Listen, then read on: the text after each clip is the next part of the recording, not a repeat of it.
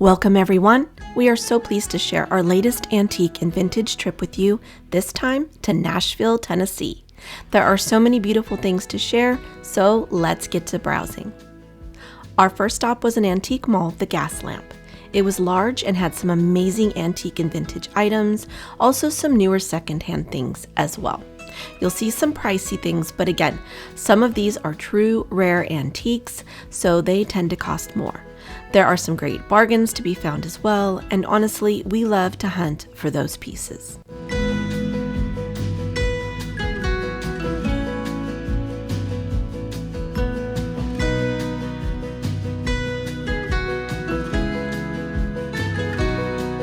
Corey bought a vintage fan last year, a General Electric, for $25, very similar to the one at the bottom here, and he is very excited to get it all fixed up and in good working condition.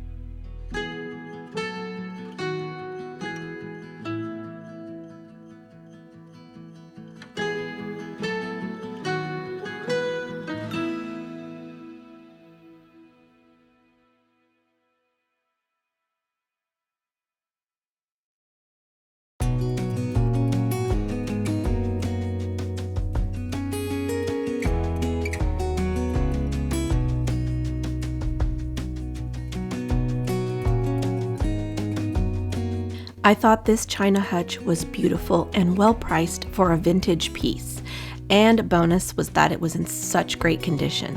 A very solid piece of furniture.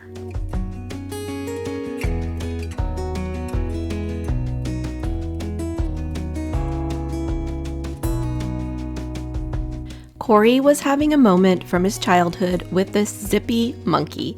He had one when he was little, and so he took a moment to reminisce. And isn't that part of the fun? I know I find pieces all the time from my childhood, whether my grandmothers owned them or my mother. I feel like all these beautiful treasures are such an important link to the past, a way to honor those who came before us. And let's face it, they don't make things like they used to.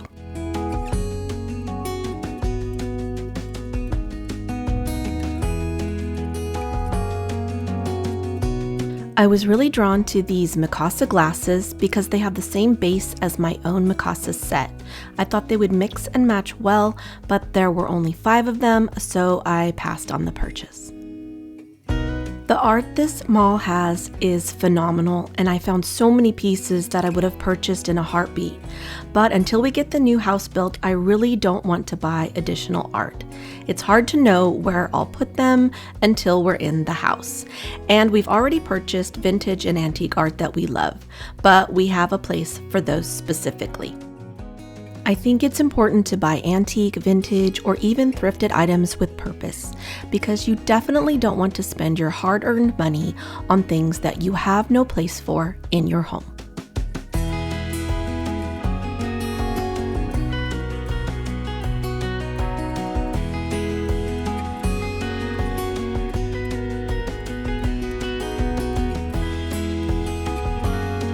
Corey and I were really drawn to these vintage concrete planters.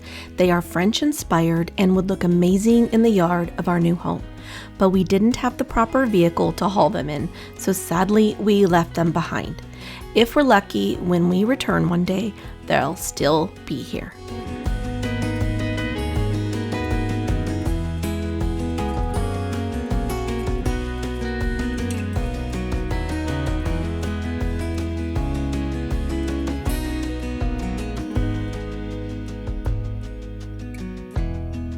I'm always drawn to French-inspired furniture, and I thought this tall boy dresser would look amazing in one of the spare rooms of our new home. The price was good too, and I hope this will be here when we come back at a later date.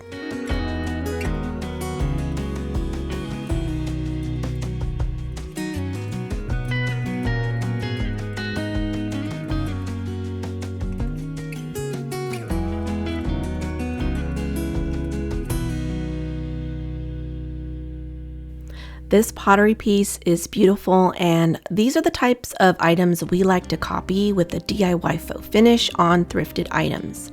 This piece really inspired us, so I think we'll tackle this look on an upcoming project.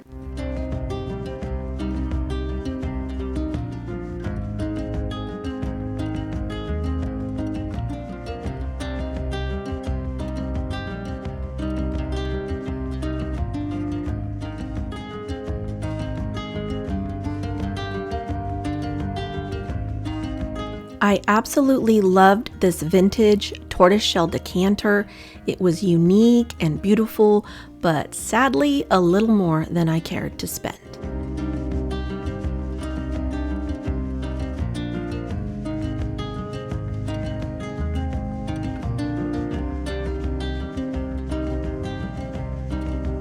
Tiny framed art tends to be really pricey, but this one was so pretty I gave it some hard consideration, but in the end I put it back. And of course I found a pair of brass birds. I had to talk myself out of them, but if they're still here when we come back one day, they are definitely mine.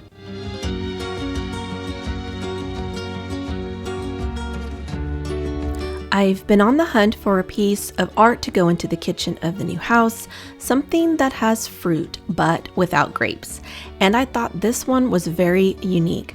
I would definitely change out the frame, but the art was truly special.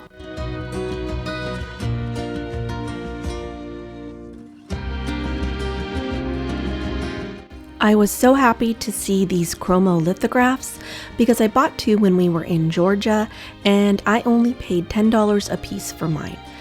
These here are priced at $120 to $145 a piece framed.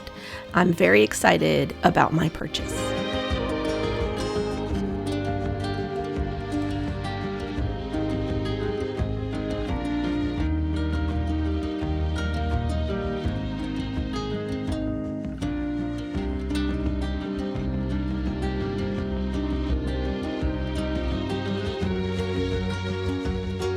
This Turkish pot stopped me in my tracks. Such a beautiful piece to invest in, and what a statement it would make.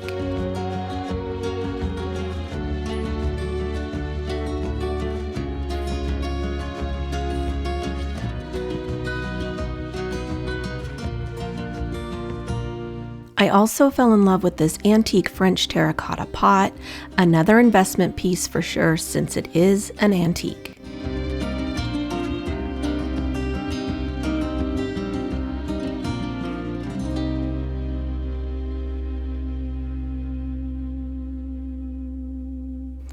If I'd had the money, I would have snagged this European breadboard in a second. The aged wood was just beautiful and rustic.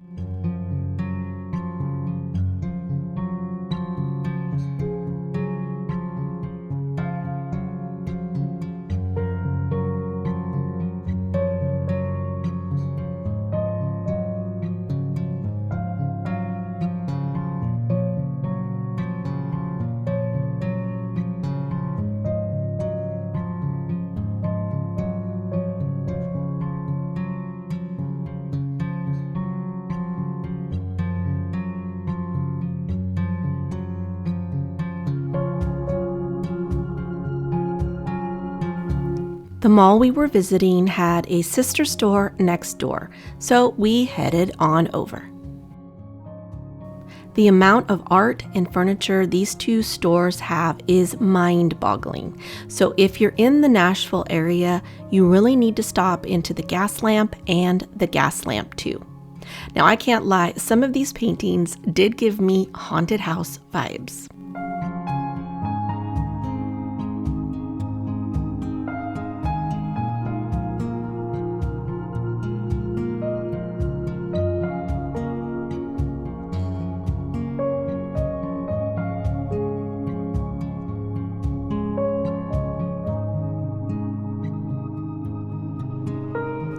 I am very drawn to dark and moody art, and this one was perfection.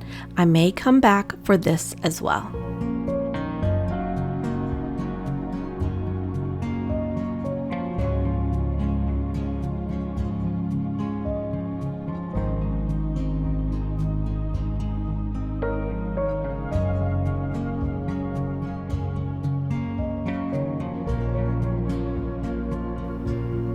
We've been entertaining the idea of installing a piece of vintage or antique furniture in the powder bath of our new home, and this store has quite a few to choose from in a variety of styles.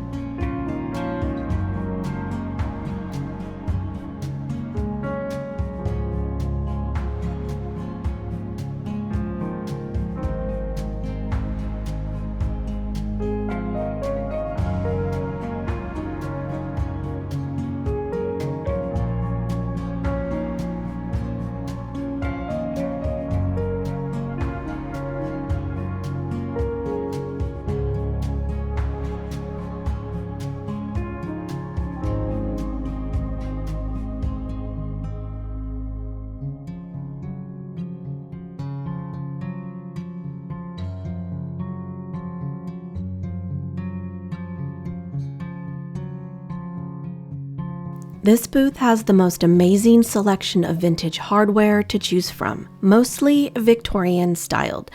I would love to buy some vintage pieces for the new house, especially for a hutch we're doing in the kitchen, but I wasn't prepared and I didn't know how many I would need. At least I know I can come back and find something perfect and special for our new home.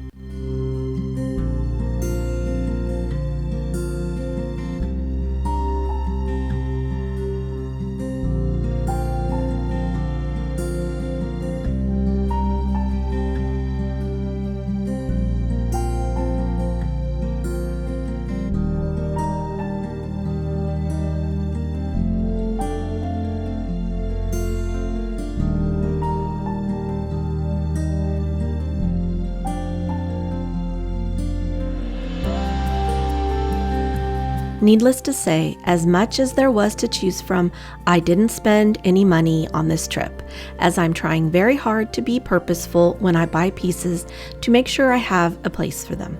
Creating a home that is well thought out and styled with the things you love takes time and is not something to be rushed. Every piece should be special and tell a story. We hope you enjoyed our little browse through these antique malls in Nashville. If you did, please hit that like button and share it with someone you know. Also, don't forget to subscribe if you're new here. We would love to have you as a part of our YouTube family. Thank you all for spending your time with us here at the Dauer Diaries. We hope you all have an amazing week ahead, and we will see you in the next one. Bye for now.